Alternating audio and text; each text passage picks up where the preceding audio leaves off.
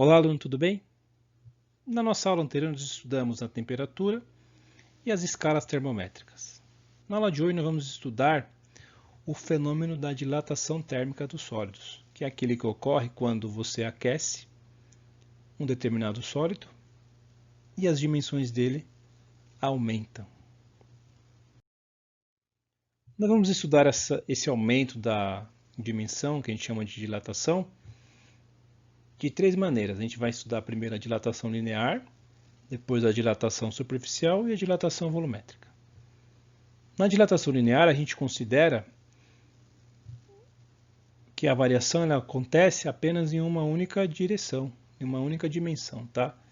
Isso é comum quando a gente trabalha com barras, fios, que são, no caso, aplicações no qual uma das dimensões predomina com relação às outras, tá? Então, um fio, o diâmetro dele vai ser sempre menor do que o comprimento que você está estudando, numa aplicação viável, correto? O mesmo para uma barra, tá? Ele tem sempre um comprimento grande comparado à seção transversal dela aqui. Então, na dilatação linear, vamos imaginar a seguinte situação. Eu tenho uma barra que possui um comprimento inicial aqui L0 e ela se encontra a uma temperatura T0. Essa barra foi aquecida e ocorreu a dilatação linear, que é representada aqui por esse aumento aqui na barra, tá? Então, o comprimento inicial é L0, comprimento final LT. Por que eu chamei de LT? Porque é o comprimento que a barra assume a temperatura T, tá? Como houve uma dilatação térmica, a gente consegue já supor que essa temperatura T é maior do que T0. E devido ao fato do material ter se dilatado aqui linearmente, ele aumentou nessa quantidade que a gente chama aqui de ΔL, que é o quanto ele dilatou. Experimentalmente a gente consegue observar que nesse caso, essa dilatação aqui ela obedece à seguinte equação, ó. A dilatação linear ela vai ser diretamente proporcional ao comprimento inicial, ou seja, quanto maior esse comprimento inicial, maior a dilatação, vai ser diretamente proporcional à diferença de temperatura, ou seja, quanto maior for essa diferença de temperatura, maior vai ser a dilatação.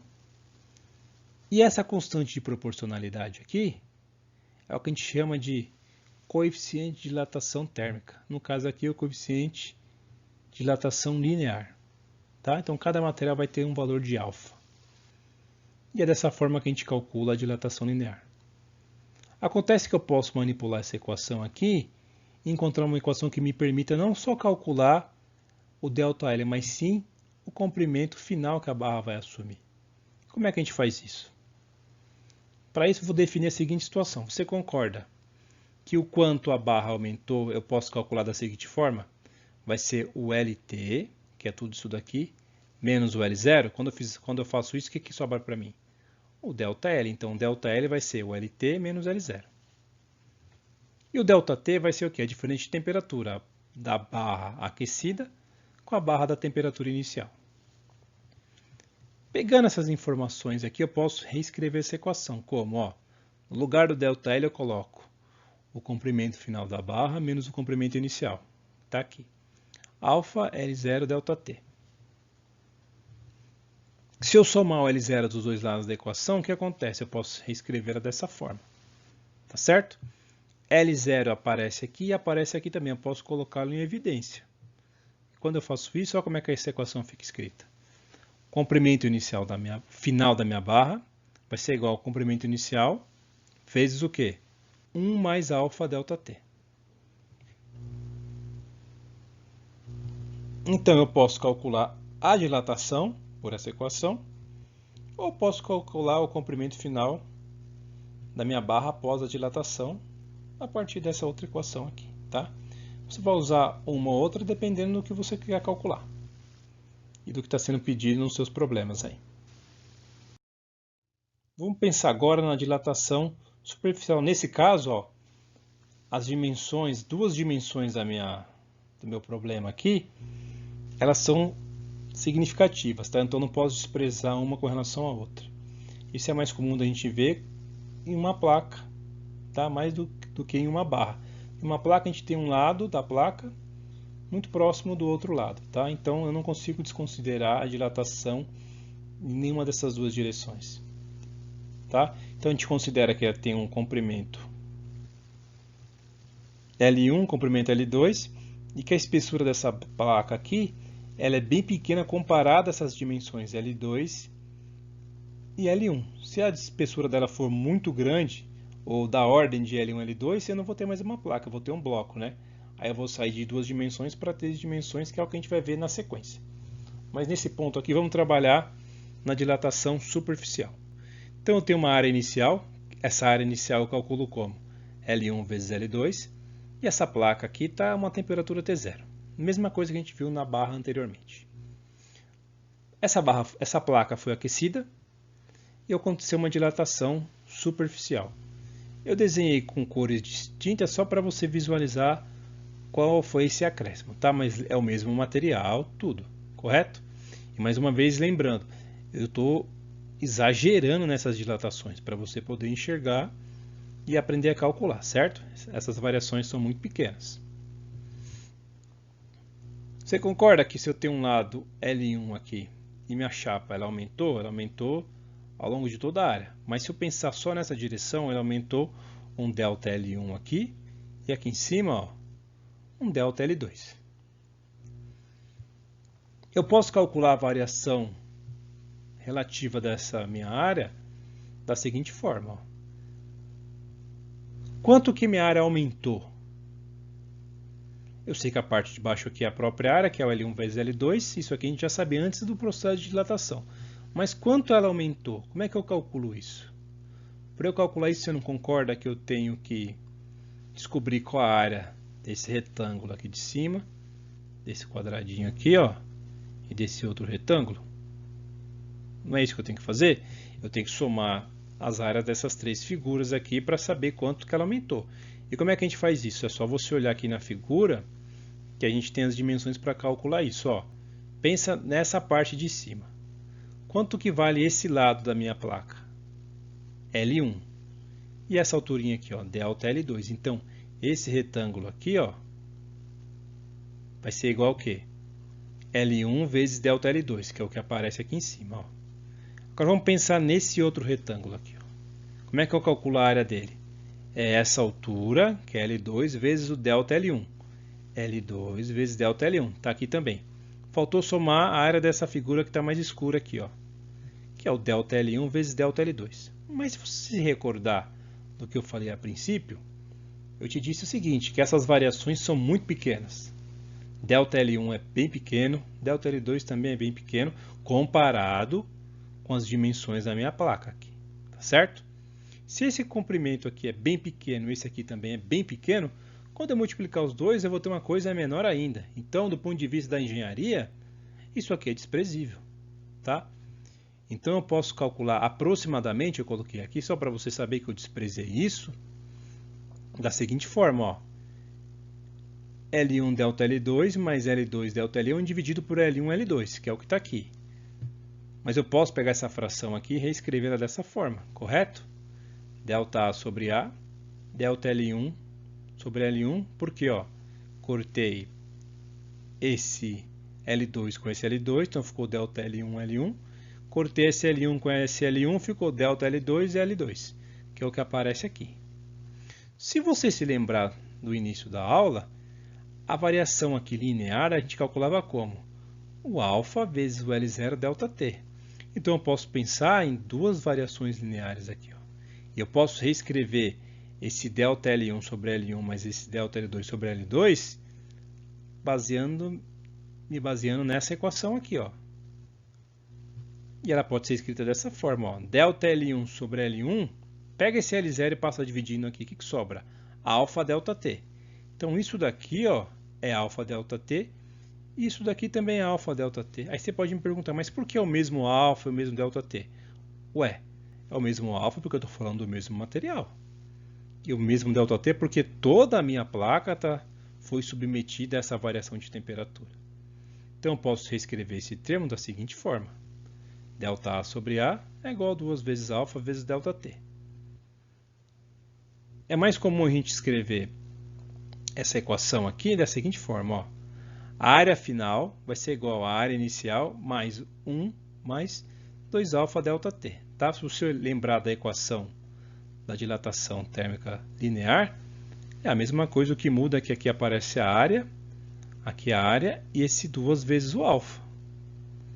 E esse 2 vezes o alfa eu posso chamar isso de beta, que é o que a gente chama de coeficiente de dilatação superficial.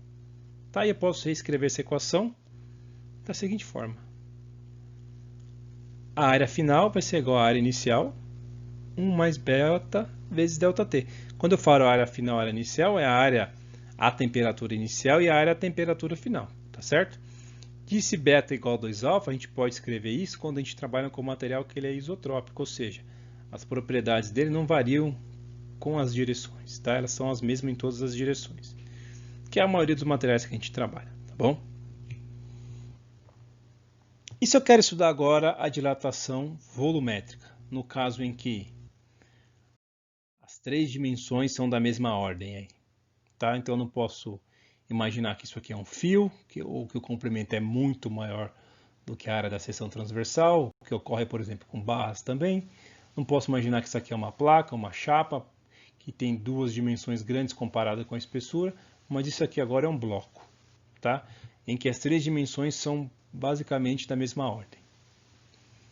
Por analogia, a gente pode calcular essa equação da mesma forma que a gente fez anteriormente, tá? Então, como a gente já passou duas vezes por esse processo, eu já vou para o ponto que interessa para a gente aqui.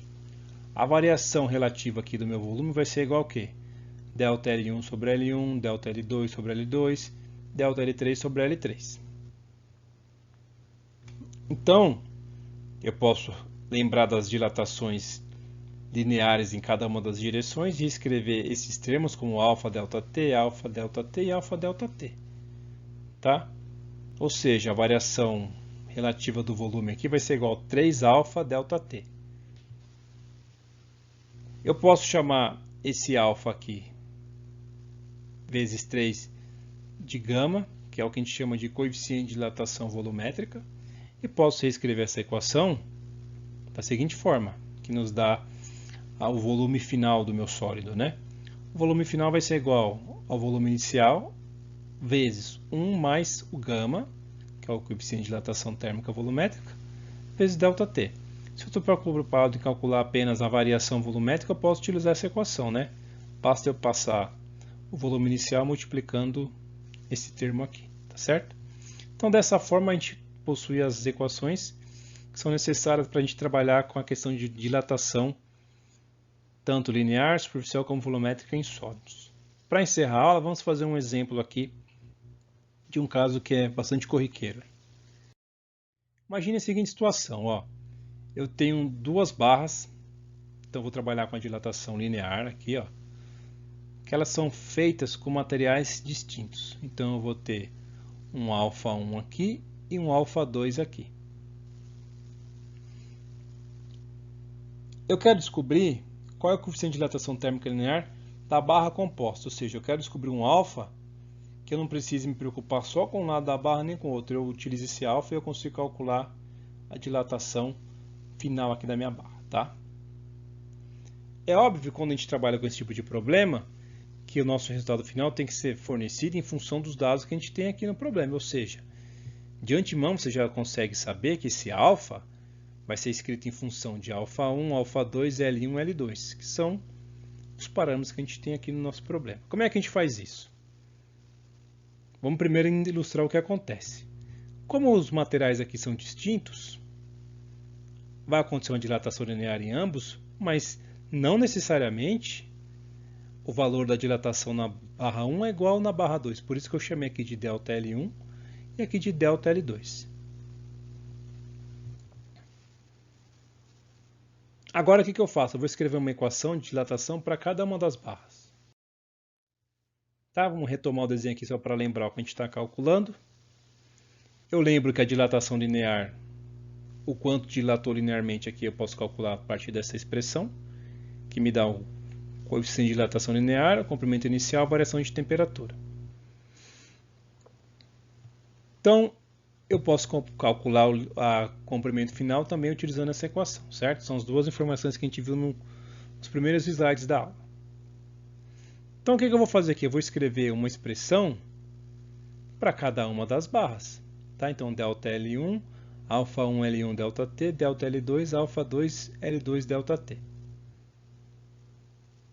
E você concorda que o comprimento final da minha barra, aqui a dilatação total vai ser a soma dessas duas dilatações, delta L1 com delta L2? Então, esse delta L representa a variação da barra composta e aqui de cada uma das barras. Eu posso pensar na variação da barra composta como ΔL. Isso aqui é igual a um alfa, que é o que eu quero descobrir, L0 ΔT. Só que isso ele é igual ao quê? Ó, ao ΔL1 mais ΔL2. E o ΔL1 eu posso escrever como alfa 1 L1 ΔT. E o ΔL2 como alfa 2 L2 ΔT. É só você lembrar dessa equação aqui, ó. Tá? Por sua vez, o comprimento inicial da minha barra composta, ele é dado por quem? Por L1 mais L2, que é o que aparece aqui. Então agora ficou fácil. Como é que eu calculo alfa? É só passar esse L1, L2 dividindo aqui por outro lado da minha expressão. Então, meu coeficiente de dilatação global aqui, levando em conta os dois materiais das duas barras, ele é dado por alfa 1 L1, alfa 2 L2, dividido por L1 mais L2. Tá, e com essa informação agora eu sou capaz de calcular a dilatação aqui dessa barra, utilizando apenas uma equação, tá? Então, para a aula de hoje é isso daí. Bons estudos e até a próxima.